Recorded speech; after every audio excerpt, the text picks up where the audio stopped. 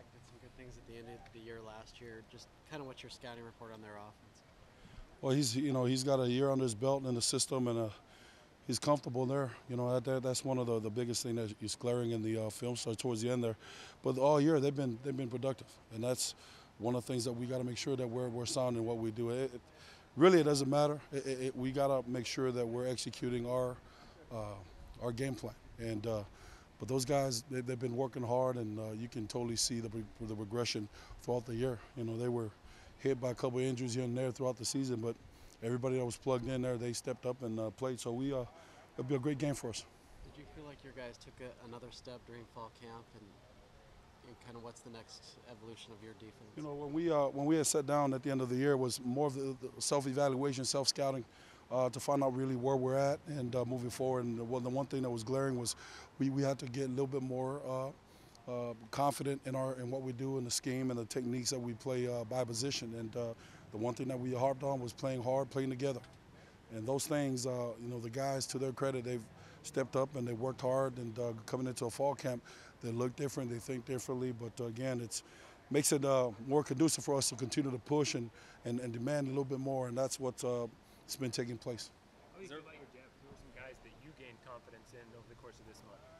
Well, you always want your older guys to improve. And if they make improvements, it makes everybody else, elevates everybody else's level of competition. So, Jalen and Jordan and Austin, those guys, and Gary, even Carberg, those guys, everybody, if you look at the time from spring ball to summer to now, the tremendous job by those guys to demand more of themselves, and also just the buy-in. And that's one of the things that we're always talking about, is no matter when and how your name is called, when your number is called, you got to go. And so we continue to harp on the fundamentals and the mechanics every day, and those guys continue to elevate themselves playing wise, because they're getting more comfortable in just playing sound football.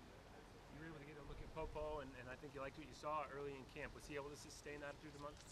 Popo's coming along, and the one thing about Popo, he's very conscientious. He cares a lot, and he's been removed from football for a while, and with a little bit of health and opportunity, he's making the most of it, and so we're counting on him to continue his growth and his progression. Did it feel like a game week practice today? Did it feel a little different than fall camp at all? With the way we're going and the volume of plays and the practice setting, it's game, but we're still thumping, and so that's a tribute to the guys and the way they've been elevate their condition level. So we just got to continue to work through this again tomorrow, and we'll taper it off at the end of the week. Javon Holland is a newcomer we've heard a lot about. Why do you think that is? Why is he standing out? Well, I think he's steady. I think he's got confidence, but I also know that he's been groomed before coming here. And you have a kid that's football motivated in every sense. Being a student of the game, he's one of those guys that are really taking in the opportunity to be around the football. And that's not by accident. When we're talking about being a student of the game, Holland truly is one of those rare ones that they're excited about the game of football, and they prepare like that. And so those guys continue to grow, and other freshmen, they're going to help us as a team moving forward. So. What makes him special or maybe different from other freshmen? Well, I think he does more of his talk by his play. And again, when you're talking about being around the ball, when that ball's in the air, if Holland's around, most likely he'll be around that ball. So, you'll call it a ball hawk. But again, everything happens before that ball is thrown in the air, and he does a phenomenal job of playing technique and really taking in the knowledge to understand what we do in the back end. And so there's a tremendous job by Coach Hayward in the back end, and Coach Williams, Dante, in getting those guys in a position to have those. But again, we're excited that he's here, and he's going to make us better. You mentioned the pace of play that the offense is actually going with. I know Cristobal said yesterday they want to get to about 90 plays. Has that made it so your guys have had to be more conditioned on the defensive side going against that? I think that goes again with the mentality. And when you train a certain way, you got to walk a certain way, and you got to prepare a certain way, and those things go hand in hand. You can't really talk through those kind of elements. You have to practice, and you have to work at it, and because we see it every day. I mean, just the conference in itself, the way the football has evolved now, you have no choice but to game plan around that type of football. And You know, it's a NASCAR on grass, and we got to prepare for it and be ready, and got to put our guys in a position to be acclimated to it. With the code DC label, does your role at all change from last year to this year on Saturdays? No, not at all. You know, I mean, the biggest thing is making sure that our guys in the middle, up front, continue to play with sound, fundamental, and have a presence.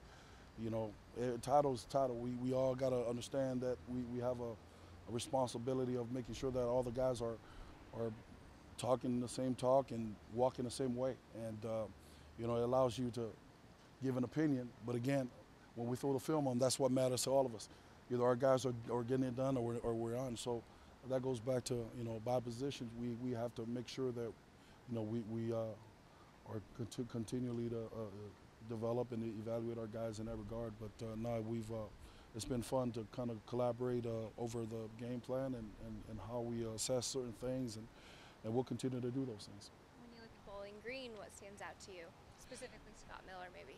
Well, their offense has been steady. They've been able to put up numbers, you know, over the year last year, and that's kind of distorted because they haven't really been able to play decent defense.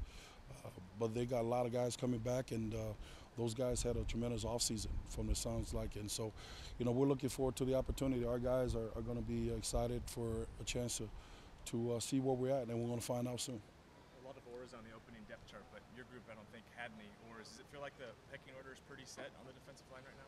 No, you know, it's an NFL thing, man. You gotta prove it every day, and you know you're gonna see a couple of wrinkles in our rotation here and there. And part of that is just making sure that our guys are not in that set mode. They have a ride, and it'll never be finalized.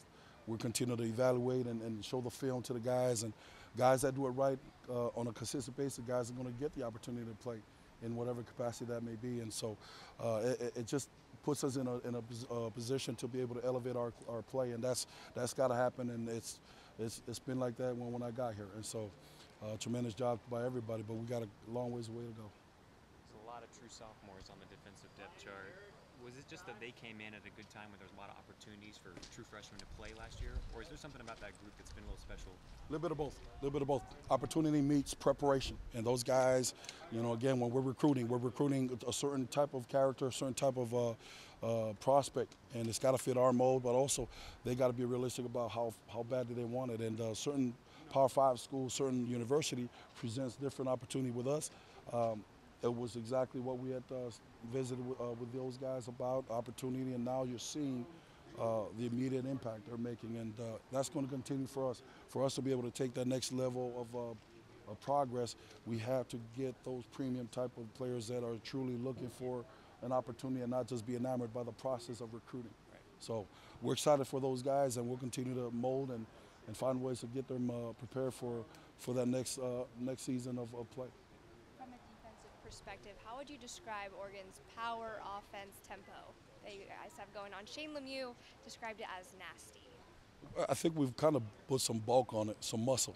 So you got speed and muscle coming their way, and you know, it's tremendous to kind of see the change that they made in just a short amount of time. You got to understand that from when we got here last year to now, the progress that those kids have made, and we're so excited for them because, you know, unless you believe, if you don't believe in the philosophy and the way of doing things, it's hard to implement a culture. And we have Shane Lemieux and Jake and those guys leading the forefront. Tremendous job, and that's something that we're excited about for them, because now we get to move with a speed but a little thump, and hopefully a whole lot more thump coming. So we're excited about that. Let's quickly talk about what the staff has done to address the penalty struggles that we've seen the past couple of years. Well, I think those things, man, we go right to the film. Right to the film, and then right into our teaching. Are we teaching it? Is there something that us coaches are not addressing? But those are some of the things that we, you know, for us to even have an opportunity, you know, coaches and players got to see those things on the film and then address it with the way we implement our drills. And that's the only way you can get it. And then, you know, challenge the guys, challenge them to see if they can keep their poise under duress. And that's, anybody can play when they're fresh. It's those critical moments when you're physically depleted, where your mental state of mind's got to be clear and stable. And part of that is all about teaching and how we coach them. So again, it goes back to coach. Either we're teaching, we're allowing it to happen, and we're all hands on deck trying to make sure that we're constantly identifying those things and see if we can remedy those. With the addition of the officials at practice, have you seen an improvement in the guys? A lot, and just their attitude. That's the biggest thing. The attitude and effort. And you got to have effort. You got to play this game fast, full speed, or we don't have a chance. And we just got to continue to get more and more of those from our guys. And we do that, we'll continue to see our guys progress. And they got to police that as well. It cannot be just one day at a time. It's got to be every day. So we're excited about that.